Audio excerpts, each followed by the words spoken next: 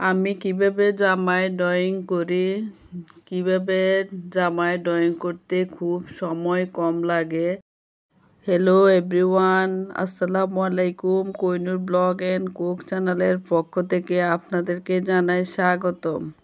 দেশ ও দেশের বাইরে যেখান থেকে আমার ভিডিওটি দেখছেন, আশা করি আল্লাহর রহমতে সবাই ভালো আছেন। আলহামদুলিল্লাহ, আল্লাহর রহমতে আমরাও ভালো আছি। স্কিপ না করে পুরো ভিডিওটি দেখার অনুরোধ রইল। আশা করি আমার আপু ও মামুনিদের ভালো লাগবে।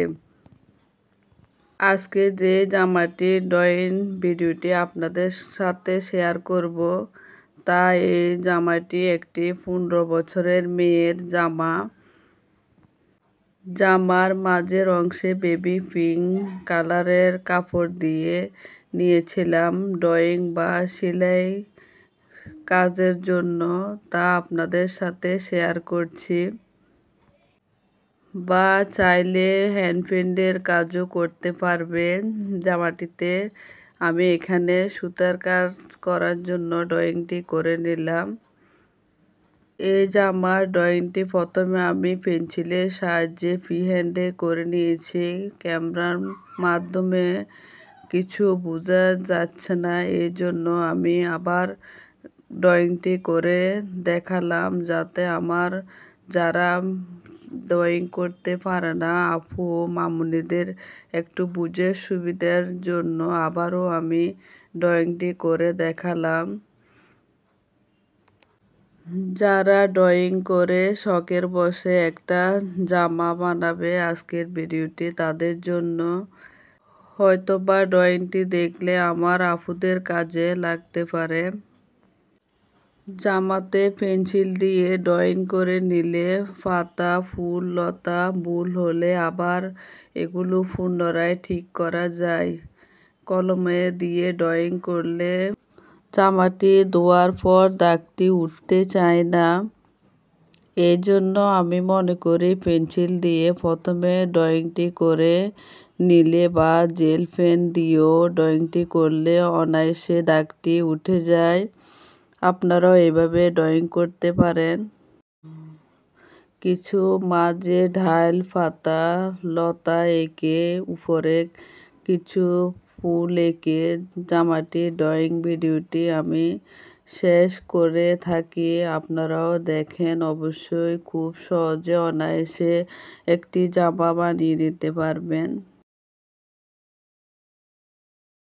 আবার অনেক আপুর প্রশ্ন থাকে, আপু আমার এই ড্রয়িংটি পছন্দ হয়েছে, যদি আমি চাই আরও 2-3টা জামা কি করতে পারবো?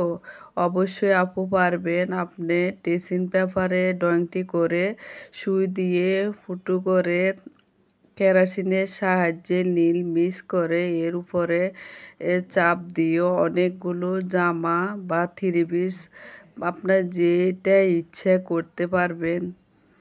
এতে আরও ইজি হবে।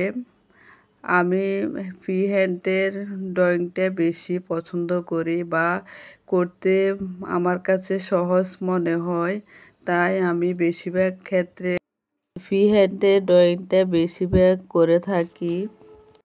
আরও খুব সহজেও ড্রয়িং করা যায়। আবার কাগজে এঁকে ও জামার নিচে রেখে ড্রয়িং করলে ফুলগুলো একই সাইজের হয়।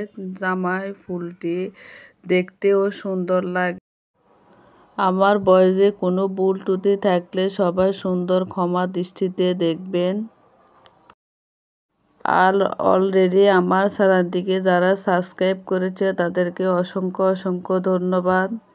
এই জামাটির ড্রয়িং ভিডিওটি কেমন লেগেছে অবশ্যই আমাকে ছোট্ট একটি কমেন্ট করে জানিয়ে যাবেন। ড্রয়িং করার পর মনে হলো জায়গাগুলো কিছু ফাঁকা, এই জন্য আরও কিছু পাতা ড্রয়িং করে দিলাম। আপনারাও চাইলে এভাবে ড্রয়িং করতে পারেন। আমি চাই আমার মতোই আমার প্রাণপ্রিয় আপু ও মামুনিরা বাসায় বসে খুব সহজে একটি শখের বসে জামা ড্রয়িং করে বানিয়ে ফেলতে পারেন। একটা বানালে আরও 2-1টা বানাতে ইচ্ছা করবে। সবাই ভালো থাকবেন, সুস্থ থাকবেন। আল্লাহ হাফেজ।